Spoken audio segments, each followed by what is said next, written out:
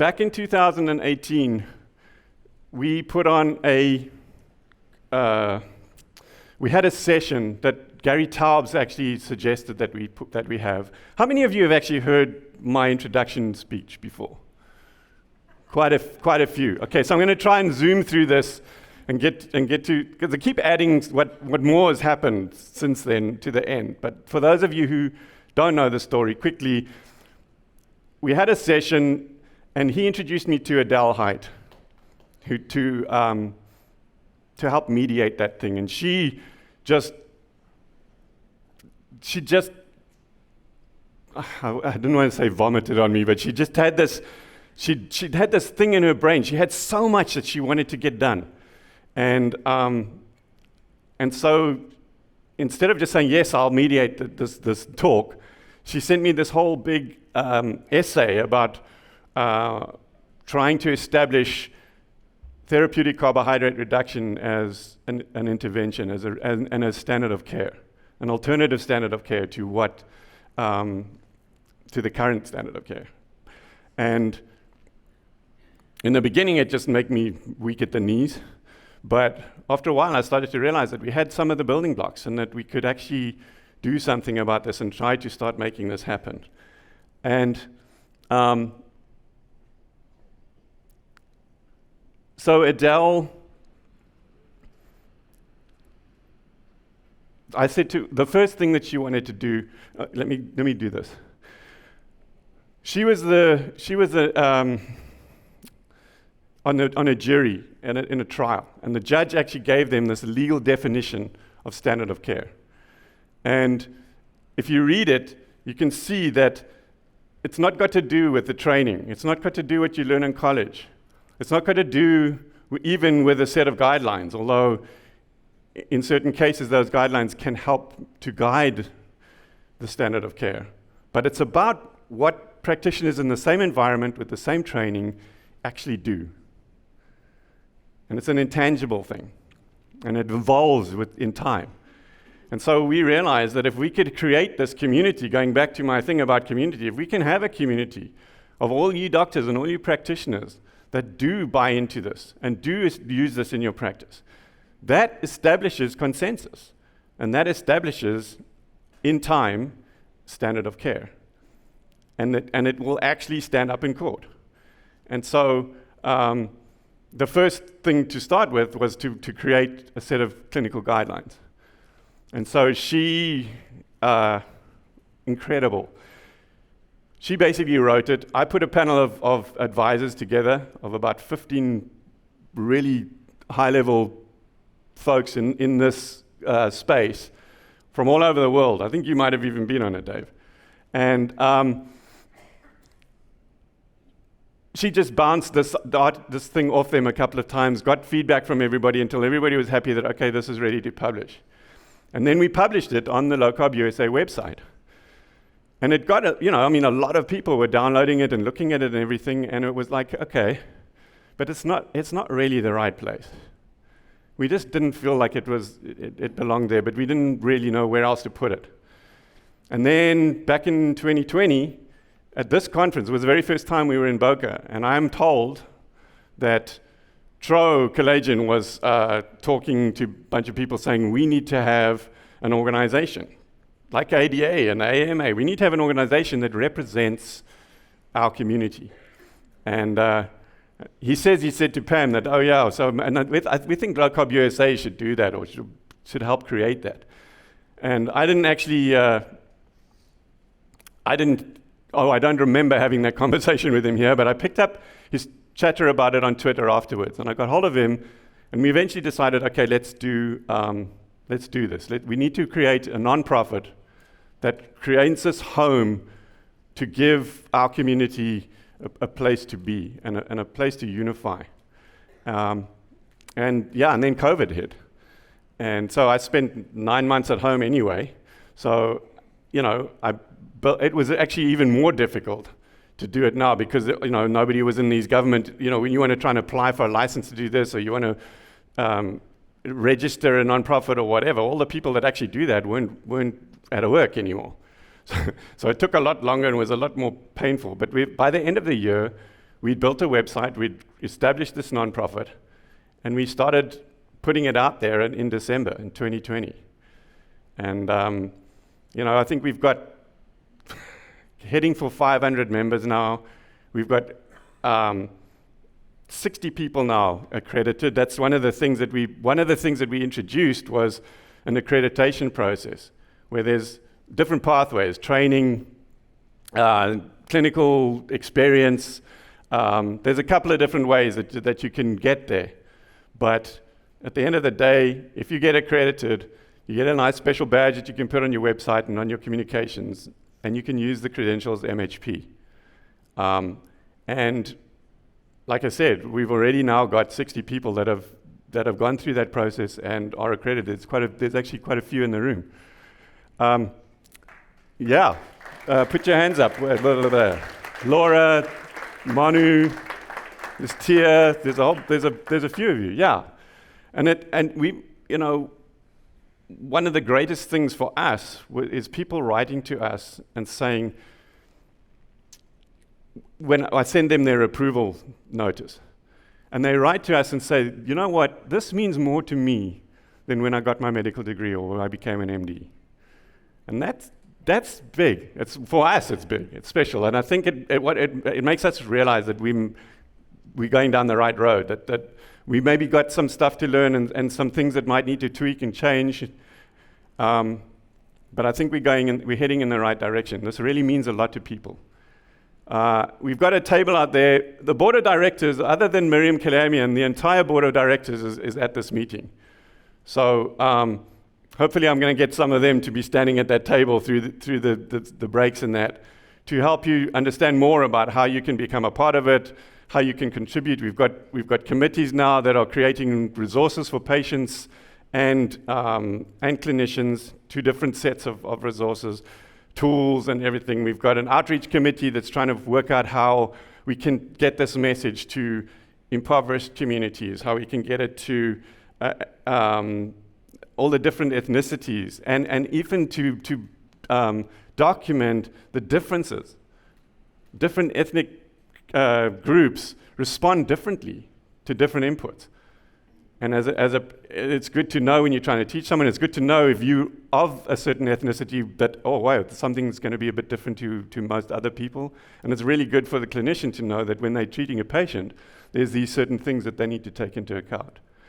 So we're working on trying to get a bit more momentum with that committee. We've got an advocacy committee that's joining forces with the Nutrition Coalition and Nina Teicholz, who's here this weekend as well, and trying to make, apart from the one effort to try and get the youth dietary guidelines changed, which I think is a monumental thing to try and get done. And so, in the meantime, what else can we do at grassroots level to move the needle? And we're looking for little projects that we can do to try to advocate changes that will eventually, I believe, have it accepted long before the US dietary guidelines actually get changed. I truly believe that we are going to change that. You are going to change that from the ground up. Instead of trying to change the dietary guidelines, there's too many financial and agricultural and pharmaceutical influences at work there to get those changes made in any kind of hurry. Eventually, they're going to change them just because they're obsolete by that stage. Everybody else is doing something else. They're not even listening to that anymore. And so it might as well change it. That's what I think is going to happen, or I'm hoping it's going to happen. Okay, so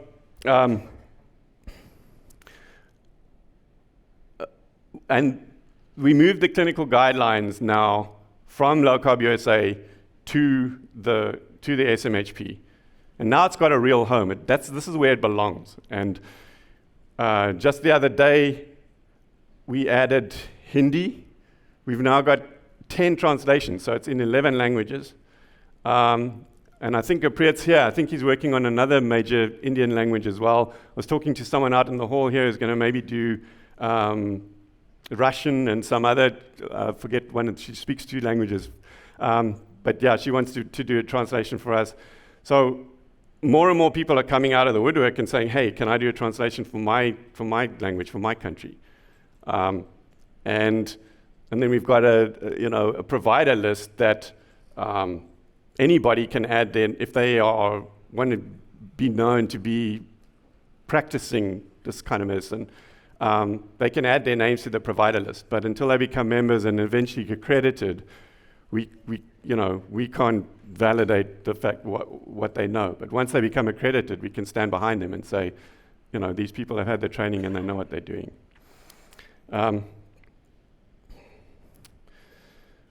We have a monthly grand rounds, which we do on Zoom, and anybody that can join at that time does so, and then we end up having what starts out as a Q&A afterwards, and it often turns into a massive discussion. I think we've been on Zoom for 3 hours once. It was started out as a 45-minute talk, and we ended up having this massive, beautiful discussion for 3 hours. It really, as long as the speaker is prepared to stay there, we keep talking, and it's actually a lot of fun. And there's also, we've been able to combine those together to offer CME credits for that as well, which is useful for a lot of people. I've talked about the accreditation, and then I think for those of you who were in the room yesterday, Tro already spoke about this, but Adele, obviously, he talked about some of the giants that we lost this year or this last year. It was shocking. But Sarah was one of them, and there is a foundation that they have created called Reversing Type 2, which is raising money to further research in the space of type 2 diabetes in her name. So anybody wants to look that up and see if there's any way they want to become involved with that or contribute money to that would be great. If it's up to you. Mariana Bastian was started up, and we started working quite closely with her. She started Low Carb Brazil, and she was starting these programs where she was literally sourcing food, eggs and meat, and taking, literally there's pictures of her taking a truck down into some little village and community and standing at the back of the truck and handing out food to people who couldn't afford to buy good food and didn't even have it, probably wasn't even available to them. Even if they could afford it, they couldn't get access to it. And she got taken out in a head-on collision in the middle of the night one night, and that was another one of the terrible losses that we suffered last year. And then obviously Adele, she was also in 2020, that first conference we had here, she was one of our speakers here. And she spoke to a couple of people here apparently during that time, and had told her that she knew at that point already that her cancer had come back. But she didn't tell me. I was actually pretty cross about that afterwards. But we started working about, and as it started to become apparent that this was a real problem now and that she didn't have long, we tried to. She had created this document. She did the work of an army, and I needed to understand, because one of her things was she wanted to create these addenda, special addenda, condition-specific addenda that get added onto this. So about type 1 diabetes, type 2 diabetes, non-alcoholic fatty liver disease, all these different conditions that we know are affected by this.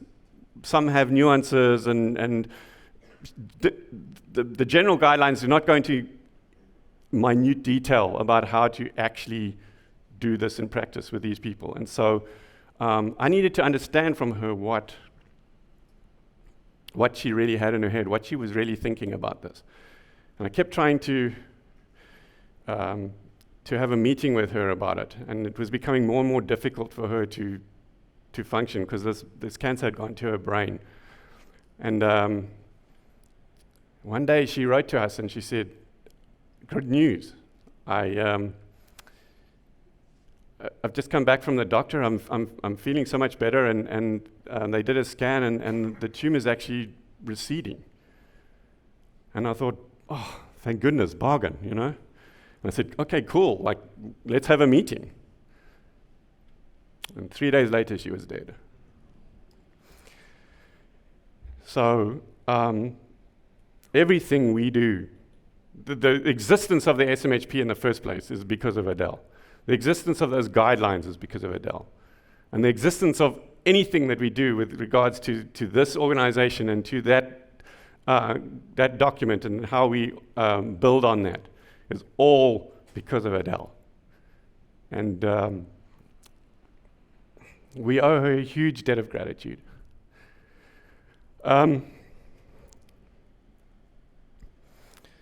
I don't know if I'm going to get through this. So Pavla came to our very first, just talking about, you saw that thing that came up in the beginning about what starts here changes the world. It's like a theme I want to, but I'm done with a couple of my conferences now, and that's like the pervading theme, the pervasive theme, is that one person can change the world by giving people hope.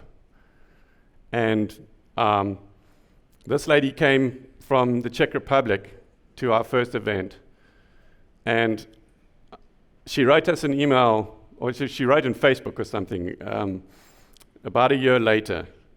And I'm going to try and read it to you, and I'm going to just read it as she wrote it so that you can kind of hear it in her voice.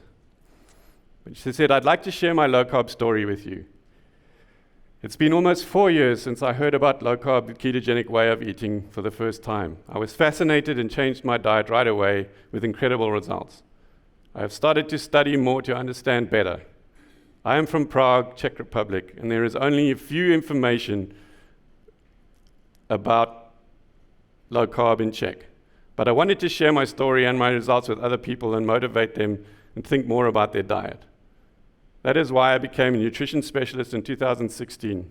In summer 2016, I noticed that there was going to be a low-carb conference in San Diego. Even San Diego is 10,000 miles from Prague. I knew this was a must-hear event for me. The conference was such an inspiration to me that I have started my low-carb food blog in September 2016. In January 2017, I founded the Czech Facebook low-carb group with only a few members. And she posted this on the 31st of August 2017, okay, which is basically a year after she came to our conference and 8 months after she started the Facebook group. She says, I'm very proud to say that we are expecting to reach 10,000 members this Sunday. 1 member for 1 mile from Prague to San Diego last year. Thank you, Pam and Doug, for being such an inspiration. And that's why we do this. That's what we are here to achieve, I'm hoping. One of you goes home. Every one of you can go home and influence 10,000 people. She's got, we checked last year or something, I think she's heading for 500,000 followers now. All right? That's one person that came to this conference. One person can make such a difference in the world by giving people hope. And that's one of the things I hope you take away from this weekend. Okay, and a lot of people ask us why we do this, and sometimes I wonder myself. But I often say, you know, if I knew then what I know now, I probably would never have started this. But it's been worth everything. But I got this from Jacob Wilson. Dr. Jacob Wilson, who actually was a speaker at that first event that we did. And he often finishes his talks like this. And he says, why are we doing this? And his answer to them is, if this works, if not us, then who? And if not now, then when? Okay, so that's another thing I'd like you to take away from this. We are the people that are going to need to make these changes. We need to make this happen. It's not going to happen from government, I can promise you that. So it's up to us.